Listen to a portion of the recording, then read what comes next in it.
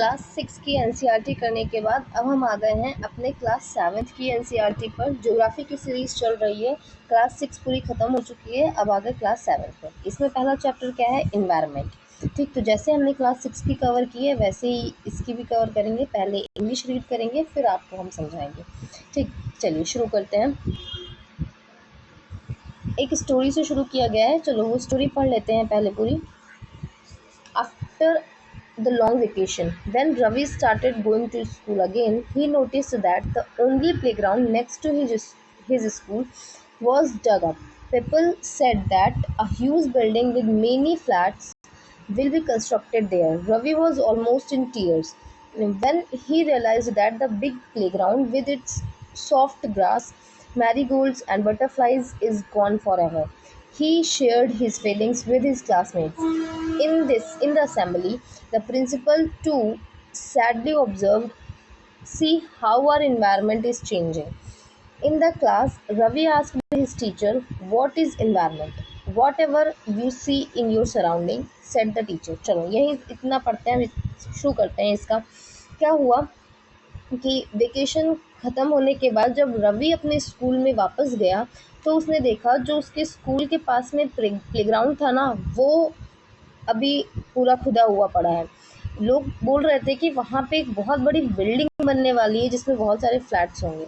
ठीक है, रवि जो था वो बहुत ही ज़्यादा, ये सुन के बहुत ज़्यादा भावुक हो गया, मतलब बिल्कुल रोने ही वाला था वो, है ना, जब उसने रियलाइज़ किया कि ये जो बिग प्लेग्राउंड जिसकी बहुत सॉफ्ट ग्रास है, मैरीगोल्ड्स हैं, बटरफ्लाइज रहती हैं, वो बिल्कुल हमेशा के लिए ख़त्म होने वाला है। ठीक है, उसने अपनी फीलिंग्स अपने क्लासमेट्स के साथ भी शेयर की। असेंबली में प्रिंसिपल भी सैड, मतलब बहुत ही ज़्यादा सैड थे इस न्यूज़ से कि हाँ प्लेग्राउंड ख़त्म होके वहाँ पे कंस्ट्रक्शन शुरू होने वाला है। उन्होंने कहा कि देखो कैसे हमारा एनवायरनमेंट चेंज हो रहा है। ठीक, वर्ड आया एनवायरनमेंट। तो अब रवि अपनी क्लास में जाता है और टीचर से पूछता है कि ma'am what is environment, environment क्या है। तो अब टीचर क्या उन्हें बताती हैं कि जो चीज़ें हमारे आसपास हैं, हमारे सराउंडिंग में जो भी चीज़ें हैं वो सब कुछ एनवायरनमेंट है। ठीक, तो एनवायरनमेंट क्या है, वो सारी चीज़ें जो हमारे आसपास हैं वो है एनवायरनमेंट। ठीक, रवि थॉट अलाउड, तेज से बोलता है, that means the school building, tables, chairs in the classroom, even that open field, the road, garbage, my friend, all are parts of the environment. Ravi, अब जब मैम ये बोलती है कि तुम्हारे आसपास जो भी चीज़ें हैं वो सारी इन्वायरमेंट, तो रवि तेज से बोलता है कि वो सारी चीज़ें, जैसे कि मतलब स्कूल बिल्डिंग हो गया, टेबल हो गया, चेयर हो गया, है ना, ओपन फील्ड हो गई, रोड, गार्बेज, माई फ्रेंड, ये सारे इन्वायरमेंट का पार्ट है। तो टीचर क्या कहती है, यस, लेकिन वेट करने के लिए बोलती है, लेकिन कुछ ऑब्जेक्ट्स जो कि नेचर ने क्रिएट किए हैं, जैसे कि माउंटेन, रिवर, ट्रीज, एनिमल्स, है ना, कुछ ऑब्जेक्ट्स जो कि पीपल ने बनाए हैं। ठीक है, इन्वायरमेंट में नेचुरल ऑब्जेक्ट्स भी हैं जो कि नेचर ने बनाए हैं, जैसे माउंटेन, रिवर, ट्रीज, एनिमल्स, और कुछ ऑब्जेक्ट जो लोगों ने बनाए हैं, जैसे कि रोड, कार, क्लॉथ, बुक्स। ठीक है, तो दोनों चीज़ें हैं इन्वायरमेंट में। Now work in pairs, make a list with your classmates sitting next to you of the creation of nature and by human beings। अब मैम ने फिर जो बच्चे थे, जो स्टूडेंट्स थे, उनको एक काम दे दिया कि अपने क्लासमेट्स के साथ में एक लिस्ट बनाओ, जो तुम्हारे पास में बैठा उसके साथ मिलके एक लिस्ट बनाओ कि कौन सी चीज़ें नेचर ने बनाई हैं और कौन सी चीज़ें ह्यूमन ने बनाई हैं। ठीक है, अब क्या हुआ कि ये जो रवि है, परमजीत है, जैसी, मुस्तफ़ा, आशा, ये सारे एक्साइटेड हो जाते हैं लिस्ट बनाने के लिए। Why is our environment changing. अब इकबाल, दूसरा एक बच्चा, जो कि एक क्वेश्चन करता है कि हमारा इन्वायरमेंट क्यों चेंज हो रहा है ना। तो मैम क्या बोलती हैं कि it is all about our needs. ये सब क्यों हो रहा है, हमारी ज़रूरतों को पूरा करने के लिए, हमारी ज़रूरतों के लिए, है ना। They are increasing day by day, जो हमारी ज़रूरतें हैं ना वो दिन प्रतिदिन बढ़ती जा रही हैं। We are there for modifying and at times even destroying our natural surrounding, है ना। तो मैम क्या कहती हैं कि इन्वायरमेंट क्यों चेंज हो रहा है, हमारी ज़रूरतों को पूरा करने के लिए, और हमारी ज़रूरतें दिन प्रतिदिन बढ़ती जा रही हैं, जिससे हम क्या कर रहे हैं, अपने नेचर को, नेचुरल सराउंडिंग को मॉडिफाई करते हैं। मॉडिफाई तो छोड़ो, हम उसे डिस्ट्रॉय कर देते हैं। मॉडिफाई तक तो ठीक है कि थोड़ा हमने मॉडिफिकेशन किया, थोड़ा चेंजेस किया, लेकिन हम उसे पूरा डिस्ट्रॉय कर रहे हैं। ठीक है, तो ये टीचर बताती है। ठीक, फ्रॉम द अबव कॉन्वर्सेशन, इस सारी कॉन्वर्सेशन से क्या समझ में आया कि जो भी प्लेस, पीपल, थिंग, नेचर, जो भी लिविंग ऑर्गेनिज्म के आसपास में है वो सारा इन्वायरमेंट है। अब यहाँ पे इन्वायरमेंट की एक अच्छी सी डेफिनेशन दी है कि the place, people, things and nature that surround any living organism, जो कि लिवेबल है, उसके आसपास जो भी चीज़ें हैं वो सारी इन्वायरमेंट है। ये कॉम्बिनेशन है natural and human made phenomena का, है ना। बाई नेचुरल इन्वायरमेंट में क्या चीज़ें आती है, बायोटिक एंड एबायोटिक। अब ये दो शब्द आए, biotic and abiotic conditions existing on earth, है ना। जो ये नेचुरल इन्वायरमेंट क्या है, अब यहाँ पे क्या बोला कि इन्वायरमेंट कॉम्बिनेशन किसका है, natural and human made phenomena का। तो ये नेचुरल इन्वायरमेंट क्या है, नेचुरल इन्वायरमेंट क्या है, बायोटिक एंड एबायोटिक कंडीशंस जो कि एग्जिस्ट कर रही है अर्थ पर, वो है नेचुरल इन्वायरमेंट। अभी बायोटिक और एबायोटिक का मतलब समझाते हैं। और ह्यूमन इन्वायरमेंट क्या है, वो एक्टिविटीज़, क्रिएशन एंड इंटरेक्शंस जो कि ह्यूमन बीइंग के बीच में हुआ है ना। जो ह्यूमन इन्वायरमेंट है वो क्या रिवील करता है, वो एक्टिविटीज़, क्रिएशन एंड इंटरेक्शंस को, ह्यूमन बीइंग के बीच में जो भी एक्टिविटीज़, क्रिएशन और इंटरेक्शन हुआ है उसको दिखाता है हमारा ह्यूमन इन्वायरमेंट। अब आते हैं बायोटिक एंड एबायोटिक कंडीशंस का मतलब क्या है। बायोटिक कंडीशंस जो भी लिविंग ऑर्गेनिज्म का वर्ड है। बायोटिक मतलब लिविंग ऑर्गेनिज्म जिसमें जान है, जैसे कि प्लांट हो गए, एनिमल हो गए। ठीक, एबायोटिक जिसमें जान नहीं है लेकिन नेचुरल है, जैसे कि हम लैंड बोल लें, है ना, सॉइल बोल लें, ये सारे नेचुरल हैं लेकिन एबायोटिक है, इनमें जान नहीं है। ठीक, तो लैंड, ये एबायोटिक हो गया। ठीक, तो बायोटिक और एबायोटिक दोनों से मिलके हमारा नेचुरल इन्वायरमेंट बना है। ठीक है, आते हैं नेचुरल इन्वायरमेंट में। उससे पहले हम अपने ऊपर आते हैं और ये पढ़ लेते हैं, है ना, इसको पढ़ लेते हैं। क्या है, environment is our basic life support system. Environment हमारा लाइफ सपोर्ट सिस्टम है, बेसिक लाइफ सपोर्ट सिस्टम है। ये हमें एयर देता है ब्रीथ के लिए, सांस लेने के लिए, वाटर देता है पीने के लिए, फूड देता है खाने के लिए, और लैंड देता है रहने के लिए। कैसे लोग मॉडिफाई कर रहे हैं, कैसे ह्यूमन बीइंग मॉडिफाई कर रहे हैं नेचुरल एनवायरनमेंट को, जैसे कि हम कार देखें तो कार हमारे एयर को पोल्यूट कर रहा है। कार फ्यूम, जो कार से धुआं निकलता है वो हमारे एयर को पोल्यूट कर रहा है। वाटर कलेक्ट कर रहे हैं हम पॉट में, है ना। फूड को सर्व किया जा रहा है वेसल्स में। लैंड को यूज़ किया जा रहा है बिल्डिंग, फैक्ट्रीज बिल्ड करने के लिए। ह्यूमन बींग्स जो है वो कार बना रहे हैं, मिल्स बना रहे हैं, फैक्ट्रीज बना रहे हैं, है ना, कंटेनर्स को मैन्युफैक्चर कर रहे हैं।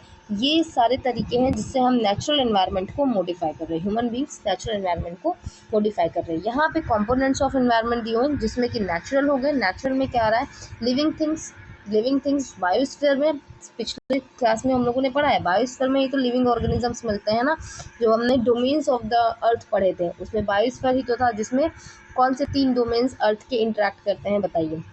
ठीक, उसके अलावा लैंड, ये देखो यहीं तो लिखा हुआ है ना, लिथोस्फीयर लैंड हो गया, एटमॉस्फेयर एयर हो गया, और हाइड्रोस्फीयर वाटर हो गया। ये तीनों इंटरेक्ट करते हैं तो ये बायोस्फीयर बनता है। ठीक, तो ये हो गया नेचुरल। फिर ह्यूमन मेड में building, parks, bridge, road, monuments, industries, ये सारे ह्यूमन मेड हो गए। और ह्यूमन खुद भी इन्वायरमेंट का पार्ट है। ह्यूमन में जैसे इंडिविजुअल आ गया, फैमिली, फिर कम्युनिटी, है ना, रिलीजन हो गए, एजुकेशनल, इकोनॉमिक, पॉलिटिकल सिचुएशंस, तो ये ह्यूमन हो गए। तो ये सारे कंपोनेंट्स हैं हमारे इन्वायरमेंट के। अब एक एक करके पढ़ते हैं। सबसे पहले आते हैं नेचुरल इन्वायरमेंट पे। ठीक, इन्वायरमेंट वर्ड कहाँ से आया है, तो फ्रेंच वर्ड इन्वायरनर से आया है ना। इसका मतलब क्या है, नेबरहुड। ठीक, तो चलो आ जाते हैं नेचुरल इन्वायरमेंट पे। लैंड हो गया, land, water, air, plant and animal comprise the natural environment. Natural environment में कौन कौन आ रहा है, land, water, air, plant and animal. अभी हम देख के आए हैं ना। You are familiar with the meaning of, हम लोगों को पता है लिथोस्फीयर, हाइड्रोस्फीयर, एटमॉस्फेयर, बायोस्फीयर, इन सबको हम लोगों ने पढ़ा है पीछे, है ना। ये डोमेन्स है। लिथोस्फीयर क्या है, solid crust, hard top layer of the earth, land वाला पोर्शन, है ना, ये रॉक एंड मिनरल से बना हुआ है, और इसके ऊपर क्या है, थिन लेयर ऑफ सॉइल है। ठीक है, इरेगुलर शेप सरफेस है इसकी, है ना, जिसमें वेरियस लैंड फॉर्म्स मिल जाते हैं, माउंटेन, प्लेट्यू, प्लेन, वैलीज, ये सारे हमें कहाँ मिलते हैं, लिथोस्फीयर पे ही मिलते हैं। ठीक है, लैंड फॉर्म जो है वो over the continents and also, okay, land forms हमें कहाँ पे मिलते हैं, तो ओशन के ऊपर, सॉरी, कॉन्टिनेंट में भी मिलते हैं और ओशन फ्लोर पे मिलते हैं। हमने पढ़ा था ना, मैरियाना ट्रेंच हो गया, और ओशन के अंदर हमें बहुत बड़े बड़े माउंटेन मिल रहे थे। याद करो कौन सा माउंट हमने पढ़ा था, जो ओशन के अंदर था, इवन माउंट एवरेस्ट से भी बड़ा था। पिछले चैप्टर में, हम पिछले क्लास के वीडियोस में मैंने बताया है, जाके उसे देखिए और फिर कमेंट बॉक्स में बताइए। कि कौन सा माउंटेन था जो कि ओशन के अंदर मिलता है और इवन हमारे माउंट एवरेस्ट से, जो कि वर्ल्ड का हाईएस्ट माउंटेन है, उससे भी ऊंचा है। ठीक है, तो ओशन फ्लोर पे भी हमें लैंडफॉर्म्स मिलते हैं। लिथोस्फीयर डोमेन है जो हमें क्या प्रोवाइड कराता है, फॉरेस्ट, ग्रासलैंड, ग्रेजिंग के लिए, है ना, फॉरेस्ट प्रोवाइड कराता है, ग्रासलैंड प्रोवाइड कराता है ग्रेजिंग के लिए, लैंड प्रोवाइड कराता है एग्रीकल्चर, ह्यूमन सेटलमेंट के लिए। एंड यही लिथोस्फीयर किसका सोर्स है, मिनरल वेल्थ का, है ना, मिनरल्स भी हमें लिथोस्फीयर में ही मिलते हैं। लैंड वाले जो सॉलिड क्रस्ट वाला पोर्शन है ना, इसी पे मिलता है। ठीक है, लैंड क्या है, ये रहा लिथोस्फीयर। ठीक, और ये है हाइड्रोस्फीयर, ये है हमारा एटमॉस्फेयर, और ये है बायोस्फीयर। बायोस्फीयर में लैंड भी है, वाटर भी है और एटमॉस्फेयर भी है। तो ये है बायोस्फीयर, जहाँ बायोस्फीयर होगा लाइफ वहाँ पे होगी। ठीक, फिर आते हैं हाइड्रोस्फीयर पे। हाइड्रोस्फीयर क्या है, वाटर वाला डोमेन। इसमें क्या है, ये हम यहाँ पे हैं sources of water. Sources of water, different type of water bodies, her type का वाटर, चाहे वो रिवर में हो, लेक में हो, सी में हो, ओशन में हो, जो भी वाटर है, चाहे वो वाटर वेपर हो या फिर अंडरग्राउंड वाटर हो, सारा हाइड्रोस्फीयर का पार्ट है। ठीक, यहाँ ये जो है ना, ये इसेंशियल है सारे लिविंग ऑर्गेनिजम्स के लिए। वाटर तो बहुत ज़्यादा ज़रूरी है ना, वाटर नहीं होगा तो लाइफ नहीं होगी, तो ये इसेंशियल है ऑल लिविंग ऑर्गेनिजम्स के लिए। फिर एटमॉस्फेयर पे आते हैं, तो ये क्या है, थिन लेयर ऑफ एयर है जो कि अर्थ के आसपास में है ना, अर्थ के आसपास में एक thin layer of earth air है जिसे हम एटमॉस्फेयर कहते हैं, ब्लैंकेट ऑफ अर्थ भी कह देते हैं इसे, है ना। ग्रेविटेशनल फोर्स जो अर्थ का है वो एटमॉस्फेयर को हमारे आसपास होल्ड करके रखता है। ठीक है, ये हमें प्रोटेक्ट किससे करता है, जो कि सन की हार्मफुल रेज हैं, बहुत ज़्यादा जो हीट है सन की, उससे हमें ये प्रोटेक्ट करता है। इसमें क्या है, इसमें गैसेस हैं, बहुत सारी गैसेस हैं, ऑक्सीजन, नाइट्रोजन। बताइए सबसे ज़्यादा गैस कौन सी है हमारे एटमॉस्फेयर में। ठीक, ये सारे प्रीवियस क्लास की वीडियोज़ में बताया है मैंने।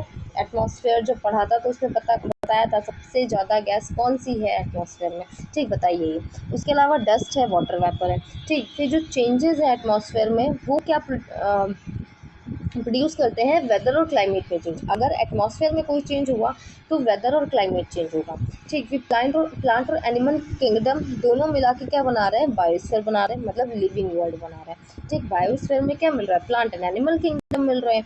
ये नैरो जोन है जहाँ पे अर्थ का ये नैरो जोन है जहाँ पे लैंड, वाटर एंड एयर तीनों इंटरेक्ट करते हैं एक दूसरे के साथ में और लाइफ को सपोर्ट देते हैं। तीनों चीज़ ज़रूरी है लाइफ के लिए।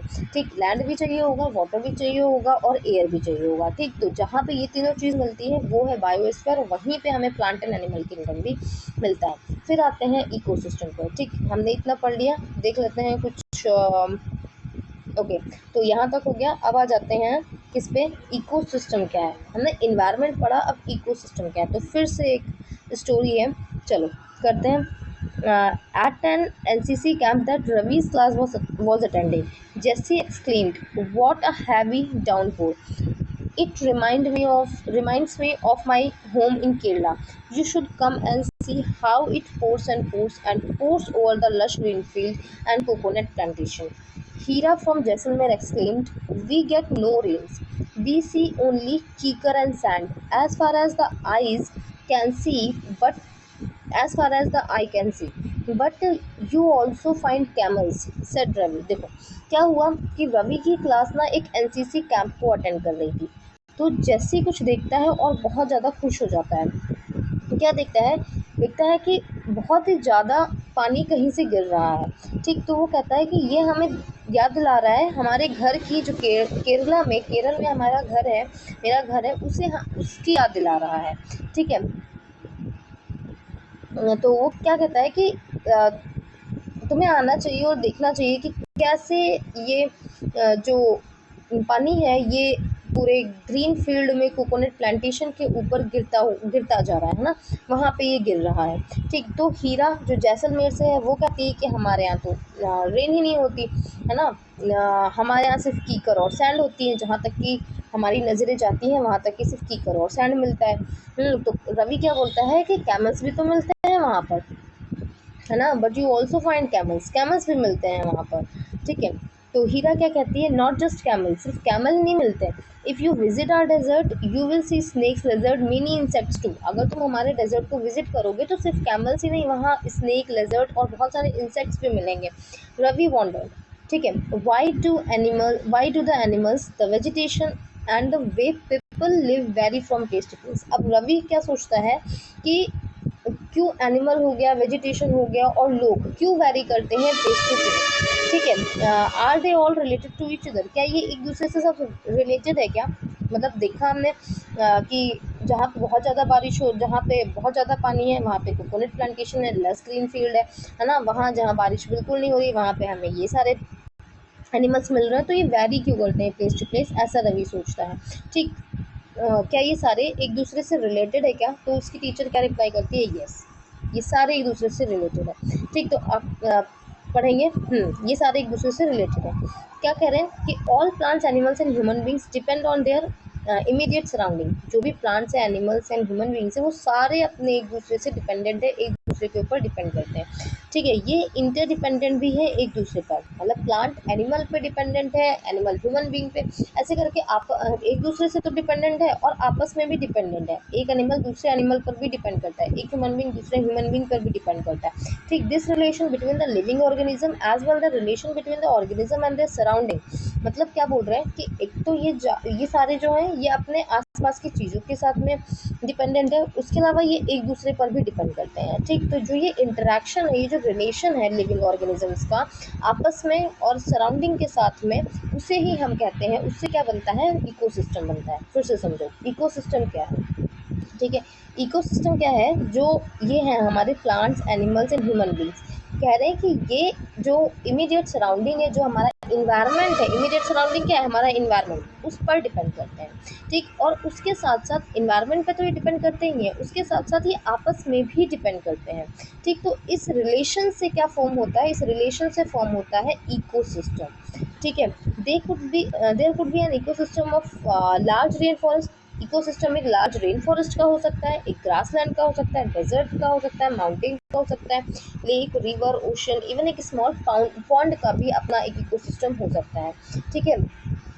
पार्क जिसमें कि रवि रवि जिसके बारे में है, उसके फ्रेंड्स जिस प्लेग्राउंड में खेलते हैं, जिस पार्क में खेलते हैं, वो उसका अपना एक इकोसिस्टम है, ठीक। तो हर एरिया का अपना एक इकोसिस्टम होता है, ठीक है। उसके पहले हम आते हैं, यहाँ पे इकोसिस्टम की डेफिनेशन दी थी वो हम देख लेते हैं, ठीक है। इकोसिस्टम क्या है, system formed by the interaction of all living organisms with each other and with the physical and chemical factor of the environment in which they live, all linked by transfer of energy and material। क्या बोल रहे हैं, ecosystem वही चीज़ बोल रहे हैं यहाँ पर भी कि इकोसिस्टम जो है वो कैसे फॉर्म होता है, वो लिविंग ऑर्गेनिजम्स के आपस में इंटरेक्शन से और लिविंग ऑर्गेनिजम्स के जो इन्वायरमेंट के फिजिकल और केमिकल फैक्टर्स हैं उनके साथ इंटरेक्शन के साथ में ही बनता है, ठीक है। जिस इन्वायरमेंट में वो रह रहे हैं, जिससे कि एनर्जी और मटेरियल का ट्रांसफ़र हो रहा है, ठीक है। ये जैसे यहाँ पे देखें तो ये भी अपना एक इकोसिस्टम है, इनका अपना एक पॉन्ड है, इस पॉन्ड का अपना एक इकोसिस्टम है, पॉन्ड इकोसिस्टम, ठीक है। 5 जून हम वर्ल्ड इन्वायरमेंट डे सेलिब्रेट करते हैं, ठीक है। फिर आ जाते हैं ह्यूमन इन्वायरमेंट। हमने नेचुरल इन्वायरमेंट पढ़ लिया, अब आते हैं ह्यूमन इन्वायरमेंट पर, ठीक। तो human being interact with the environment and modify it according to their need. Human being जो है इन्वायरमेंट के साथ इंटरेक्ट करते हैं और उसको अपने नीड के अकॉर्डिंग, अपनी आवश्यकता के अकॉर्डिंग के अनुसार उसे मॉडिफाई कर देते हैं, उसे चेंज कर देते हैं। जो अर्ली ह्यूमंस थे वो अपने आप को नेचुरल सराउंडिंग में अडाप्ट कर लेते थे, है ना। मतलब वो जैसे नेचुरल सराउंडिंग है उस हिसाब से खुद को ढाल लेते थे। तो इससे क्या था कि वो सिंपल लाइफ जीते थे और अपनी रिक्वायरमेंट्स उनकी फुलफिल होती थी नेचर के थ्रू, है ना। जो उनके आसपास में नेचर था उसी से उनकी रिक्वायरमेंट्स को, उनकी जो ज़रूरतें थी वो फुलफिल हो जाती थी, वो पूरी हो जाती थी। लेकिन जैसे जैसे टाइम बीतता गया, लोग बिकेम मोर वैरिड, है ना। विथ जो सॉरी जैसे जैसे टाइम बीतता गया, हाँ, जैसे जैसे टाइम बीतता गया वैसे हमें ज़रूरतें बढ़ती गई और ज़्यादा बढ़ती गई और ज़्यादा वैरिड होती गई, बहुत ज़्यादा मतलब अलग अलग होती गई। ह्यूमन बहुत सारे नए तरीके सीख गए, कैसे वो इन्वायरमेंट को यूज़ करे, कैसे चेंज करे, उसके बहुत सारे नए तरीके ह्यूमन सीख गए, है ना। उन्होंने क्रॉप ग्रो करना सीख लिया, एनिमल्स को डोमेस्टिकेट करना सीख लिया, एक सेटल्ड लाइफ को जीना सीख लिया था, है ना। व्हील इन्वेंट हो गई, फिर सरप्लस फूड को प्रोड्यूस करने लग गए थे, बार्टर सिस्टम इमर्ज हुआ। अभी बार्टर सिस्टम क्या है, बार्टर सिस्टम क्या है कि गुड्स का एक्सचेंज, है ना। मनी का यूज़ नहीं होता, एक सामान के बदले दूसरा सामान, वो है बार्टर सिस्टम। तो बार्टर सिस्टम इमर्ज हुआ जब मनी नहीं था, तब बार्टर सिस्टम होता था कि एक सामान को दूसरा सामान लो, ठीक है। ट्रेड स्टार्ट हो गया, कॉमर्स डेवलप हो गया, इंडस्ट्रियल रेवोल्यूशन जो आया उसने लार्ज स्केल प्रोडक्शन किया, उसके बाद फिर ट्रांसपोर्टेशन जो है वो फास्टर हो गया, इंफॉर्मेशन रेवोल्यूशन आया जिसने कम्युनिकेशन को ईजी बना दिया, स्पीडी बना दिया क्रॉस द वर्ल्ड। तो ये सारी चीज़ें होने लग गई जिससे हम इन्वायरमेंट को और ज़्यादा मॉडिफाई करने लग गए। ठीक है। हाँ, जैसे कि हम देखें तो समर में हमें वाटरमेलन का जूस पीना अच्छा लगता है ना? और अगर विंटर है तो उस टाइम पे रोस्टेड पीनट खाना अच्छा लगता है ना? क्यों ज़रूरत है? क्योंकि एक परफेक्ट बैलेंस की ज़रूरत है नेचर नेचर और ह्यूमन इन्वायरमेंट के बीच में, है ना? एक परफेक्ट बैलेंस की जरूरत है। जब गर्मी होगी तो हमें ठंडा खाना है, जब ठंडक होगी तो हमें गर्म खाना है, एक बैलेंस चाहिए। ठीक, तो वैसे ही नेचर और ह्यूमन इन्वायरमेंट के बीच में एक बैलेंस की ज़रूरत है। ह्यूमन को लर्न करना चाहिए कि वो इन्वायरमेंट के साथ रह सके। Human must learn to live and use their environment in a harmonious way, मतलब उसको डिस्ट्रॉय ना करे, हार्मोनियस वे के साथ इन्वायरमेंट में रहे और उसको यूज़ करे। ठीक है, उसके साथ अडाप्ट करे थोड़ा सा। ठीक है, फिर से एक इन्होंने दिया है, देखते हैं ये क्या है। जो नूरी एक गर्ल है मिजोरम से, रवि की क्लास में ही पढ़ती है। Often talked about the lush green surrounding of a place. जो नूरी एक गर्ल है मिजोरम से, रवि की क्लास में, वो अपने अ, घर के आसपास जो उसके लश ग्रीन सराउंडिंग है ना, उसके बारे में बात करती रहती है। अ, जब रवि को उसने अपसेट देखा कि उसका जो प्लेग्राउंड ख़त्म हो रहा था उससे रवि अपसेट था, तो नूरी उसे इनवाइट करती है कि वो जो रवि है वो उसके होम स्टेट में आए। जो अभी आने वाली छुट्टियां हैं उस टाइम पे उसके होम स्टेट में आए, मतलब मिज़ोरम आए, और वहाँ पे मतलब लश ग्रीन फील्ड्स वगैरह जो है वो देखें। तो रवि टीचर से पूछते हैं, जो रवि की टीचर पूछती हैं क्या, स्टूडेंट्स को कहती हैं to draw the landscape houses and activities of the people and places they visit during the holidays. Okay, तो यहाँ पे वो एक टास्क देती हैं रवि की टीचर। क्या कहती हैं कि हॉलीडेज में, छुट्टियों में जहाँ भी आप जाओगे वहाँ का लैंडस्केप कैसा है, हाउसेज क्या है, एक्टिविटीज़ क्या है लोगों की, उसके बारे में कुछ ड्रॉ करके लाना। ठीक, तो यहीं पे ये चैप्टर ख़त्म होता है। हमारा ये चैप्टर पूरा ख़त्म हो चुका है, हमने बार्टर सिस्टम भी कर लिया क्या होता है। ठीक है, तो ये छोटा सा चैप्टर था, और यहाँ पे क्वेश्चंस हैं, क्वेश्चंस आप लोग करके देखिएगा। जैसे यहाँ पे हम करते हैं, match of the following biosphere. Biosphere क्या होता है? Narrow zone where land water and air interact. फिर एटमॉस्फेयर, एटमॉस्फेयर क्या है? देखो देखो, blanket of air which surround the earth, ये है एटमॉस्फेयर। ठीक, तो ये हो गया इसका, ये हो गया। हाइड्रोस्फीयर डोमेन ऑफ वाटर हो गया। इन्वायरमेंट क्या है? Relation between organism and their surrounding, या सॉरी, इन्वायरमेंट क्या हो जाएगा, गलत हुआ ना यहाँ। इन्वायरमेंट क्या है? Our surrounding. Relation between organism and their surrounding क्या है बताओ? दिस इज इकोसिस्टम, है ना? चलो ठीक है, thank you so much, keep watching.